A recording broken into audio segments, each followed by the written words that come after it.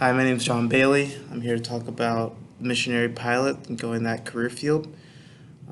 So just basically sharing everything I've researched on this career field. So from what I've learned, I actually have a little bit of experience with it. I used to work for a project relief company that was tied to a church, so I got to meet some of their project relief pilots that fly over in Western Africa and fly those caravans out there to help out with small communities and fly supplies and things like that. So obviously I wanted to know what are the requirements, what does it take for me to become a missionary pilot? So, from what I've researched, usually most companies require a minimum about 500 hours. Luckily, to become a missionary pilot, you don't need your ATP, so usually about a minimum of a commercial license and an endorsement in whatever aircraft you'll be flying. So the planes that they mostly used, Grand Caravans, as well as PC-12s, most turboprop airplanes, and a few helicopters. So it's not all fixed wing.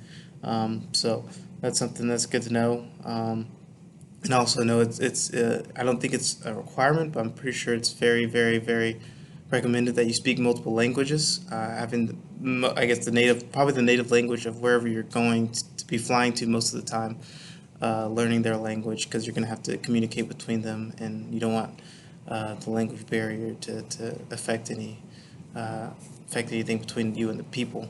Um, so I know a lot of is most of the places that you're going to go aren't traditional concrete runways. A lot of times, I mean, the stories I've heard from pilot, they land on dirt, gravel, stuff like that.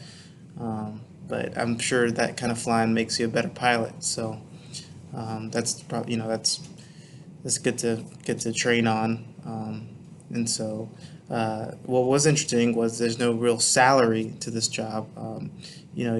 What they say, you use your faith to make connections and to, kind of get like the church, get donations and to fund it. But, they say you probably want to try to be about 3 to 4 grand a month in tithes and donations to be able to fund and, kind of be able to run and do this career field.